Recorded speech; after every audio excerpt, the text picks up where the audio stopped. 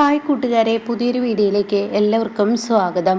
അങ്ങനെ നിധിയോട് ഗൗതം പറയാണല്ലോ ഇന്ന സ്ഥലത്തുണ്ട് എന്നുള്ള സത്യം വെളിപ്പെടുത്തിയിരിക്കുന്നു പവിത്രൻ എന്നുള്ളത്.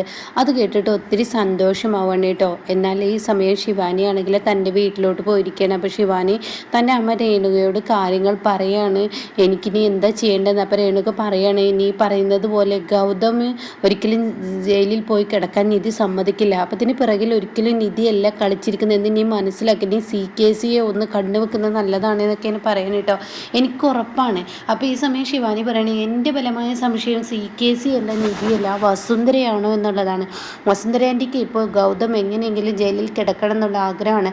അപ്പോൾ അതിനുവേണ്ടി അവർ എന്തും ചെയ്യും, അവരാണെന്ന് എനിക്ക് തോന്നുന്നു. അത് കേൾക്കുന്ന രേണുക പറയണേ, നീ അങ്ങോട്ടും ഇങ്ങോട്ടും പോവാതെ CKCയുടെ പിറകെ ഒന്ന് പോകുന്നത് നിനക്ക് നല്ലതായിരിക്കും എന്നൊക്കെ പറയുമ്പോൾ ശിവാനി പറയണേ, എനിക്ക് ഭ്രാന്ത് പിടിക്കുന്നു, എല്ലാം കൂടി ആലോചിക്കുമ്പോൾ എനിക്ക് ഭ്രാന്താണ് വരുന്നതെന്ന് പറയട്ടോ. ആ സമയം അശോക അങ്ങോട്ടേക്ക് കയറി വരികയാണ്. നിനക്ക് ഭ്രാന്താണെന്ന് നീ എന്നോ തെളിയിച്ചതാണ്, ഇതിപ്പോൾ അത്ര പറയാനല്ല, നിനക്ക് എന്നും ഭ്രാന്ത് തന്നെയാണുള്ളത്.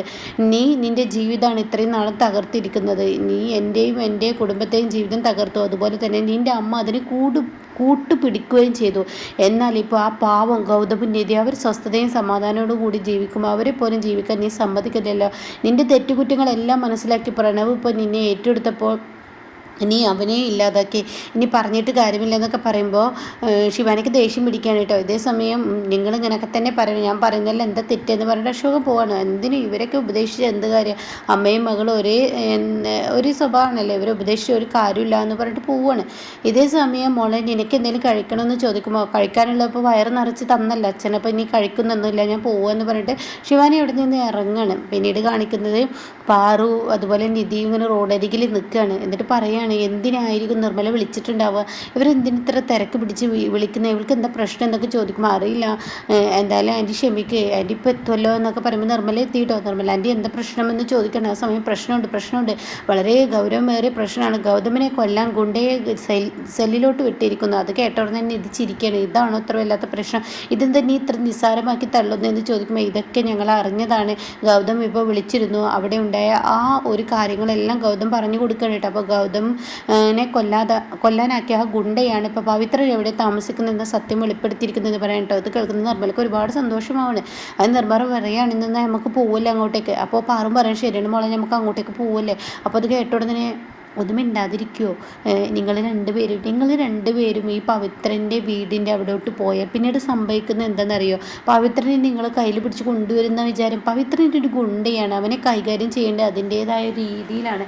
അതിനെ ആദ്യം അവൻ്റെ വീട് അവിടെ ഉണ്ടോ എന്ന് ഞാൻ അന്വേഷിക്കട്ടെ, അവൻ എവിടെയാണെന്ന് ഞാൻ അന്വേഷിക്കട്ടെ, എന്തായാലും അവനെ കണ്ടെത്തേണ്ടത് എൻ്റെ ലക്ഷ്യമാണ്, എൻ്റെ ഗൗതമിനെ പുറത്തിറക്കണം, അതുകൊണ്ട് ഞാൻ അത് കണ്ടെത്തും, എന്നിട്ട് വരാമെന്ന് പറയാം കേട്ടോ. അപ്പോൾ ഈ സമയം ഞങ്ങൾ വേണ്ടതാണ് ഈ പറയുന്നത്, അതേ വേണ്ട, നിങ്ങളിപ്പോൾ തൽക്കാലം ഇവിടെ നിൽക്കുമെന്ന് പറയാം കേട്ടോ. അങ്ങനെ നിധിയാണെങ്കിൽ അവിടെ നിന്ന് പോവുകയാണ്. പിന്നീട് ഇവരിങ്ങനെ ടെൻഷൻ അടിച്ച് നിൽക്കുന്നുണ്ട്. എന്നാൽ ഈ സമയം ജ്യോതിർമയാണ് കാണിക്കുന്നത്. ജ്യോതിർമയുടെ മനസ്സിൽ ഇതാണ് കേട്ടോ, ഒരാഴ്ച സമയം കൊടുത്തിരിക്കുകയല്ലേ കോടതി, അതിനുള്ളിൽ നിധി ഇനിയിപ്പോൾ ഈ പവിത്രനെ കണ്ടെത്തി കോടതിയിൽ കൊണ്ടുവരുമോ എന്നൊരു പേടി കേട്ടോ.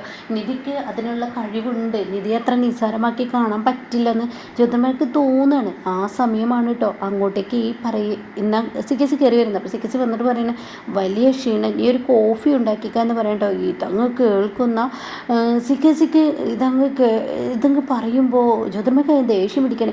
നിങ്ങളുടെ ഒരു കോഫി ഏത് നേരത്ത് തിന്ന് കുടിക്കുക എന്നുള്ള ചിന്ത മാത്രമേ ഉള്ളൂ നിങ്ങൾക്ക്, നിങ്ങളുടെ ഒരു കോഫി മനുഷ്യനിവിടെ തലക്ക് ഭ്രാന്ത്, അതിന് മാത്രം ഇപ്പോൾ എന്താ പ്രശ്നമുള്ളത്. ആ പവിത്രനെ ഇത് എങ്ങനെയെങ്കിലും കോടതിയിൽ ഹാജരാക്കുക, അതൊന്നും നടക്കില്ലെന്ന് നിങ്ങൾ പറയുകയാണ്, നടക്കുന്ന സംഭവമാണ് ഉണ്ടാവാൻ പോകുന്നത്, അത് നടന്നിരിക്കുമെന്ന് പറയാം കേട്ടോ. അപ്പോൾ ഇതേസമയം നീ എന്താ ഇപ്പം എത്ര പെട്ടെന്ന് ടെൻഷൻ, എൻ്റെ ഇപ്പോൾ ടെൻഷൻ അതല്ല, പവിത്രനെ ഒരിക്കലും നിധിയുടെ കൈകളിൽ കിട്ടരുത്, അതിനുള്ള വേലത്തരങ്ങളാണ്, എങ്ങനെയെങ്കിലും ആ ഗൗതമിനെ അതിന് മുന്നേ തീർക്കാൻ നോക്കുക, അപ്പോഴെങ്കിലും നിധി ഒന്ന് ഒതുങ്ങും, പവിത്രൻ്റെ പിറകെ പോവില്ല, നിങ്ങൾ അവനെ വിളിക്കുക, അവനിപ്പോൾ ഞാൻ വിളിച്ച് വെച്ചോളൂ, ഓഫീസിൽ വെച്ച് വിളിച്ച് അവനോട് പറഞ്ഞു, അവൻ്റെ കാര്യങ്ങൾ അതിൻ്റെ തരം പോലെ ചെയ്യുക, അതൊക്കെ നിങ്ങളോട് പറഞ്ഞ ഉടായ്പാണ്, നിങ്ങൾ പെട്ടെന്ന് പവിത്രനെ വിളിക്കുക, ഈ ഗുണ്ടയ്ക്ക് വിളിക്കുമെന്ന് പറയുന്നത്, അതായത് ഇവിടെ പോയില്ലേ സെല്ലിലോട്ട് പോയ അയാൾക്ക് വിളിക്കാൻ പറയുന്നത്, അങ്ങനെ അയാൾക്ക് വിളിക്കാൻ കേട്ടോ. അപ്പോൾ അയാളെങ്കിലും ഉടൻ തന്നെ ജ്യോതിർമയി ഫോൺ മേടിക്കുക, ഞാൻ വിളിച്ചോളാം എന്ന് പറഞ്ഞിട്ട് CKCയുടെ കയ്യിൽ നിന്ന് ഫോൺ വാങ്ങുന്നുണ്ട് കേട്ടോ.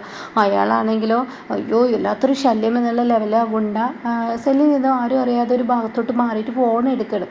അപ്പോൾ എന്താ എന്താ വിളിച്ചതെന്ന് ചോദിക്കുമ്പോൾ ഇവിടെ തന്നെ അവിടെ സുഖവാസത്തിനെല്ലാം പറഞ്ഞു വിട്ടിരിക്കുന്നു, തന്നെ ഒരു ജോലി ഏൽപ്പിച്ചിട്ടുണ്ട്, ഗൗതമിനെ കൊല്ലുക എന്നുള്ള ജോലി.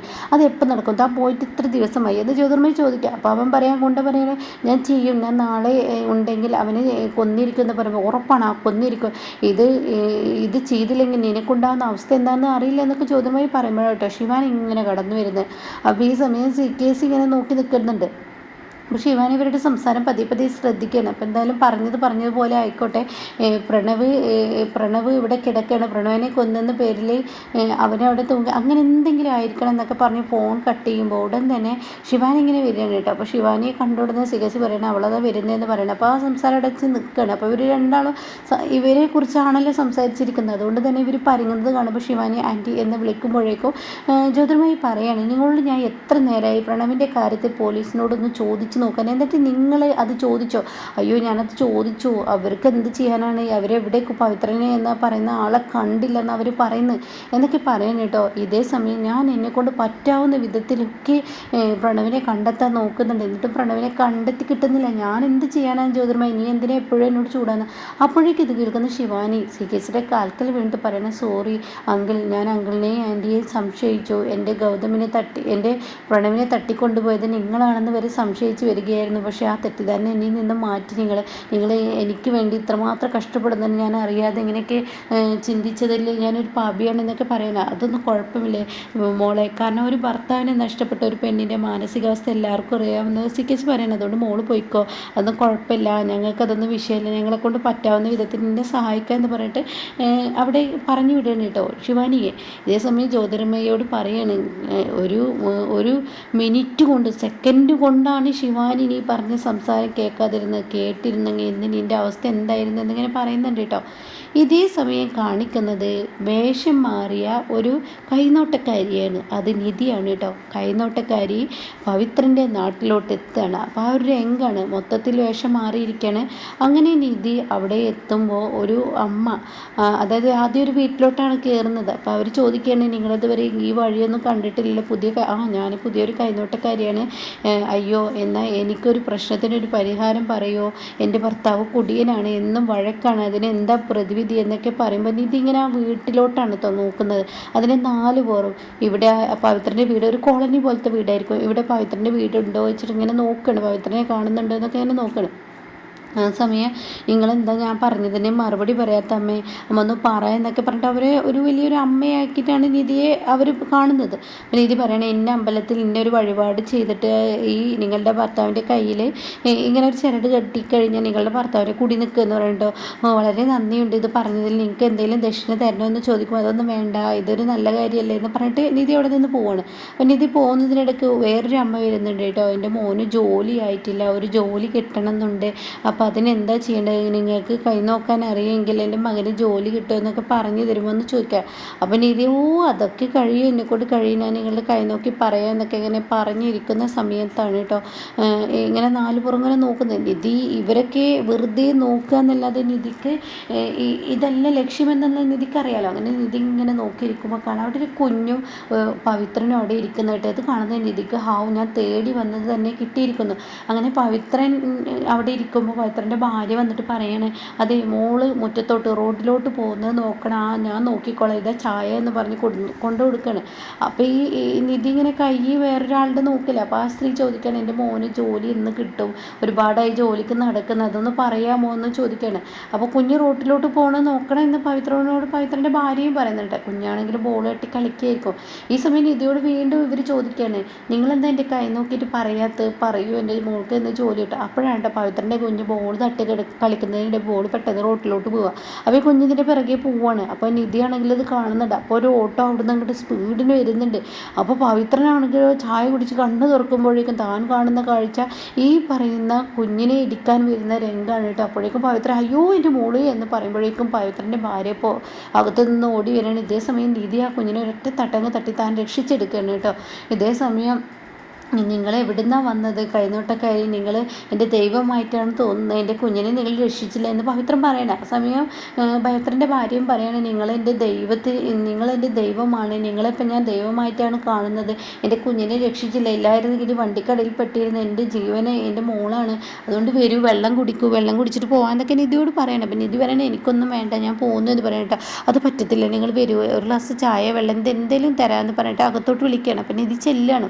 അങ്ങനെ വെള്ളമൊക്കെ കൊടുന്ന് കൊടുക്കണം കേട്ടോ. അപ്പോൾ പവിത്രൻ പറയണേ, എൻ്റെ എല്ലാമാണ് എൻ്റെ മോള്, എനിക്ക് എൻ്റെ മോള് കഴിഞ്ഞിട്ടേ ഉള്ളൂ, അപ്പോൾ അതുകൊണ്ട് എന്ത് സഹായം ഞാൻ ചെയ്യാൻ തയ്യാറാണ്. അപ്പോൾ പവിത്രൻ്റെ ഭാര്യ പറയണേ, നിങ്ങൾക്ക് എന്താ വേണ്ടത്? എൻ്റെ മോളെ രക്ഷിച്ചതിന് എന്തെങ്കിലും ഒരു സഹായം ഞാൻ ചെയ്യാം എന്ന് പറയണം കേട്ടോ. അപ്പോൾ ഈ സമയം നിധി പറയണേ, ഞാൻ എന്ത് സഹായം ചോദിച്ചാൽ നിങ്ങൾ ചെയ്യുമോ? ഓ, ചെയ്യുമെന്ന് പവിത്രൻ പറയണേ. അപ്പോൾ ഉടൻ തന്നെ പറയണേ, നിങ്ങൾ കാരണം എൻ്റെ ഭർത്താവ് ഇന്ന് സെല്ലിൽ കിടക്കാണ്, ജയിലിൽ കിടക്കാണ്, നിങ്ങൾ ഒരുത്തൻ കാരണമാണ് എൻ്റെ ഭർത്താവിൻ്റെ അനിയനെ തട്ടിക്കൊണ്ടു പോയത് ഈ പവിത്രനാണ്. അത് കേൾക്കുന്ന പവിത്രൻ്റെ ഭാര്യയ്ക്ക് അങ്ങ് ദേഷ്യം പിടിക്കാൻ കേട്ടോ. അതുകൊണ്ട് എൻ്റെ ഭർത്താവ് ഇന്ന് കണ്ണീര് കൊടുക്കുകയാണ്, ഒരു കുടുംബം മൊത്തം കണ്ണീരാണ്, എന്തിനു വേണ്ടിയാണ് നിങ്ങൾ പവിത്രനെ എൻ്റെ ഭർത്താവിൻ്റെ അനിയനെ തട്ടിക്കൊണ്ട് പോയത്, അതുകൊണ്ട് എൻ്റെ ഭർത്താവിൻ്റെ അനിയനെ ഈ നിമിഷം എനിക്ക് കിട്ടണമെന്ന് പറയാം കേട്ടോ. ആ സമയം അത് കേട്ട ഉടനെ പവിത്രം ആകെ ഷോക്കാവാണ്. ഇതേ സമയം പവിത്രം അത് പിന്നെ എന്ന് പറഞ്ഞ് ഉരുളുമ്പോഴേക്കും പവിത്രൻ്റെ ഭാര്യ അങ്ങ് പൊട്ടിത്തെറിക്കുകയാണ്. നിങ്ങളോട് ഞാൻ പറഞ്ഞതാണ്, ഇങ്ങനെയുള്ള പാപത്തിൻ്റെ ശമ്പളം എൻ്റെ കുഞ്ഞിനും എനിക്ക് വേണ്ടെന്ന് പലതവണ നിങ്ങളോട് ഞാൻ പറഞ്ഞതാണ്. ഇതുപോലെ ഒരമ്മ, ഞാനിപ്പോൾ കുറച്ച് നിമിഷങ്ങൾക്ക് മുന്നേ നമ്മുടെ മോളെ നഷ്ടപ്പെടുമ്പോൾ നിങ്ങളും ഞാനും അനുഭവിച്ച വേദനയുണ്ടല്ലോ, അതുപോലെ ഈ പ്രണവിൻ്റെയും ഗൗതമിൻ്റെയും അമ്മ സങ്കടപ്പെടുന്നുണ്ട്, നിങ്ങൾ മനസ്സിലാക്കണം. അത് നിങ്ങൾ മനസ്സിലാക്കിയില്ലെങ്കിൽ ഇങ്ങനെയൊക്കെ തന്നെ വരിക. ദൈവം എല്ലാത്തിനും തിരിച്ചടി നമ്മുടെ മക്കൾക്കായിരിക്കും കൊടുക്കുക. അതുകൊണ്ട് ഇനി മതി നിർത്തിയേക്ക്, ഈ പാപം ഇനി ചെയ്യേണ്ട. അതുകൊണ്ട് നിങ്ങൾ ഇവരുടെ അനിയനെ കെട്ടിയിട്ട് എവിടെ പൂട്ടിയിട്ടിരിക്കും അത് തിരികെ കൊടുക്കുമെന്ന് പറയട്ടെ. അപ്പം നിധി പറയണേ, എൻ്റെ പ്രണവിനെ എൻ്റെ കൈകളിൽ തരൂ, മതി, എൻ്റെ ഭർത്താവിനെ എനിക്ക് രക്ഷിക്കണമെന്ന് പറയട്ടെ. അപ്പോൾ പവിത്രം പറയണേ, ഇന്ന് എനിക്ക് തരാൻ പറ്റില്ല. അപ്പോൾ അത് കേട്ട ഉടനെ തന്നെ നിധി പറയണേ, നിങ്ങൾക്ക് എന്തെങ്കിലും മാർഗം തേടാൻ വേണ്ടിയാണോ ഇന്ന് തരാൻ പറ്റില്ല എന്ന് പറയുന്നത്. അത് കേട്ട ഉടനെ തന്നെ പവിത്രൻ്റെ ഭാര്യ പറയണേ, നിങ്ങൾ പ്രണവിനെ ഇവരുടെ കൈകളിൽ ഏൽപ്പിച്ചില്ലെങ്കിൽ എൻ്റെ സ്വഭാവം മാറും, നിങ്ങളുടെ മോളാണ് സത്യം എന്ന് പറഞ്ഞ് സത്യം ഇടിപ്പിക്കുകയാണ് കേട്ടോ. അതോടുകൂടി പവിത്രം പെടുകയാണ്. എന്നാൽ ഈ സമയം നിധിക്കാണെങ്കിലോ ആശ്വാസമായി പവിത്രൻ്റെ വീട്ടിൽ നിന്ന് പോവുകയാണ്. പവിത്രൻ നാളെ പ്രണവിനെ കയ്യിൽ ഏൽപ്പിക്കുക എന്ന് പറഞ്ഞിട്ടുണ്ട് കേട്ടോ. അപ്പോൾ ഇങ്ങനെയൊക്കെയുള്ളൊരു എപ്പിസോഡാണ് ഇനി നെക്സ്റ്റ് വരാനിരിക്കുന്നത്.